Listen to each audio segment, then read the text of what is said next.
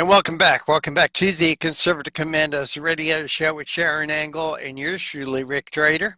Coming to you from the My Pillow Studios and My Store Studios of the AUN Television Network. And Sharon, our guest is with us, and please make that introduction.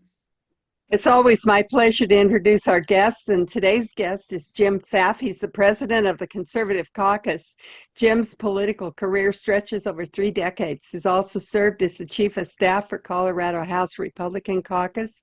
He served as founder and executive director of Americans for Prosperity of Colorado, president of Colorado Family Institute, and a national representative for Family Policy Councils that focus on the family.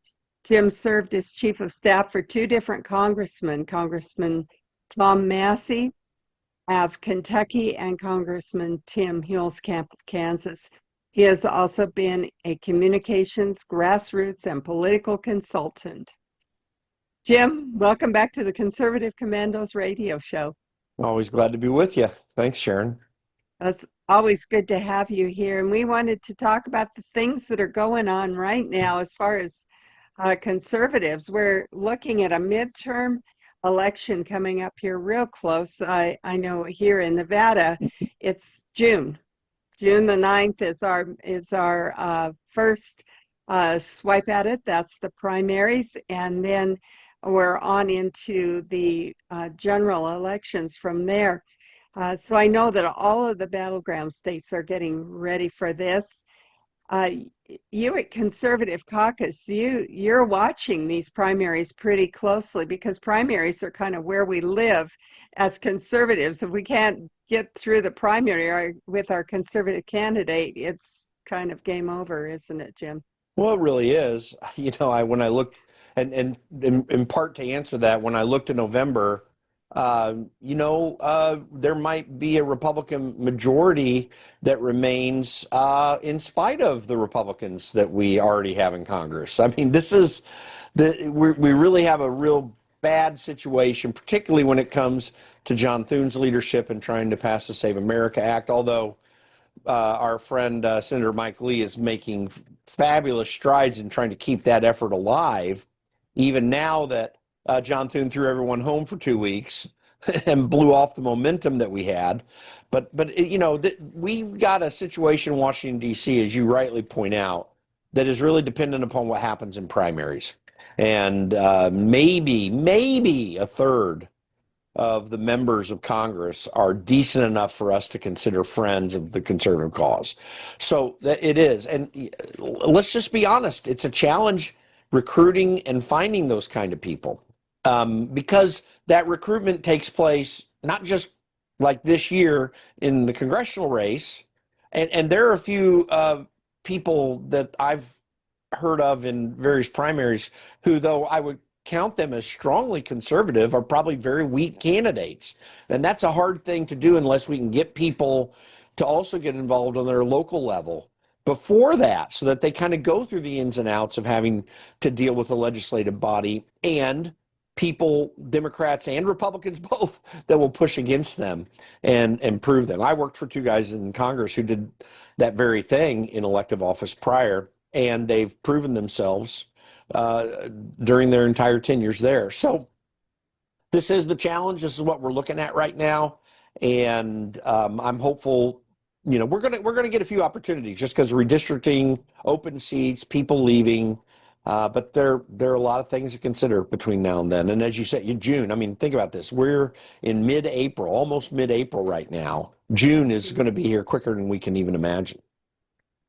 I'm glad that you put the importance on the primary because I don't think people really do that. I mean, primaries, people hardly go out to vote. They're always waiting for the main event in November. But really, the main event as far as conservative is concerned, it's in that primary. If you can't get them through the primary, you don't have a conservative. It's also, I'm glad that you pointed out how important it is to kind of come up through, prove yourself, so that people actually looking from the outside can tell by your record, are you truly a conservative? Because it's not what you say, it's what you do, isn't it, Jim? Yeah, and in your case is a good example.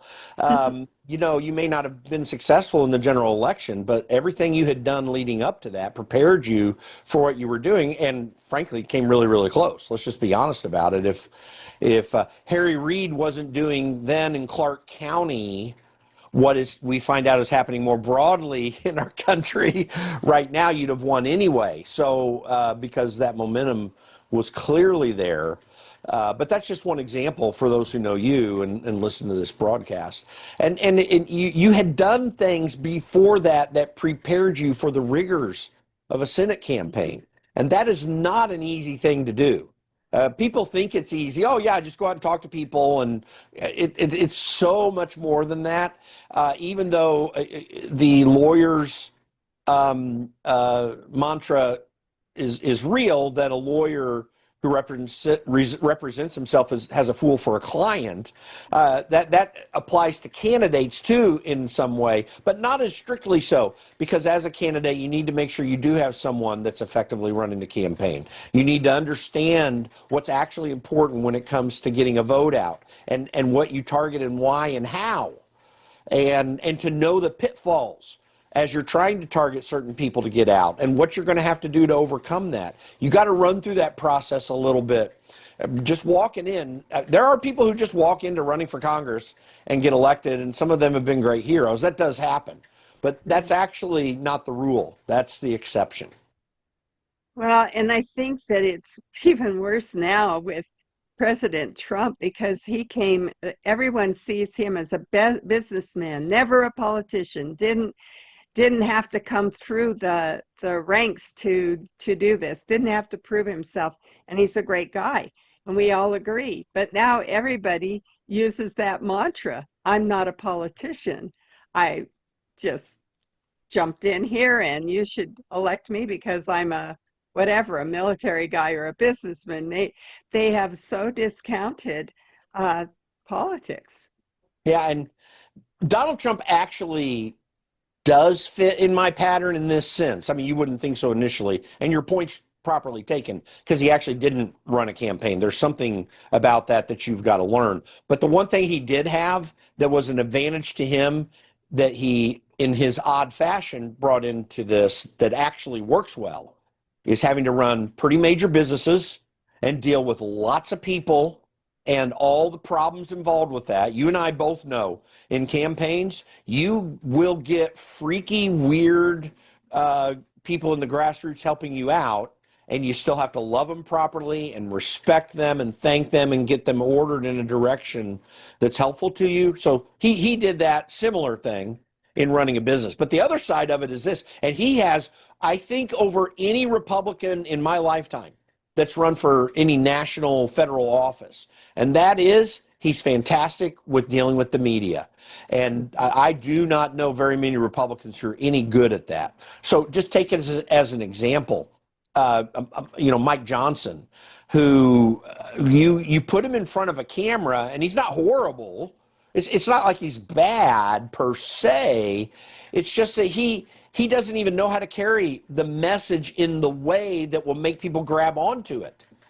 He's just kind of drumming out, often for bad, sometimes for good. I think his upsetness about the DHS bill was actually one of the higher points. But again, no one's coming back from that inspired, directed, focused, targeted. They don't know who the enemies are and why. Donald Trump knows how to show who the enemies are and why they're an enemy, and then he knows how to make you understand that he has you in mind. And it's a great miracle in a way too, because here's a billionaire, and your average Joe, a blue collar worker likes him just as well as anyone, and maybe more than many people on Wall Street or in high business, even though some of those people respect him. But I mean, this is a guy that can, and since you with your Nevada connections, he can go to a hospitality worker in Las Vegas, walk right in there, and the housekeepers and the servers, and unless they already hate him because they're SEIU thugs, but they're going to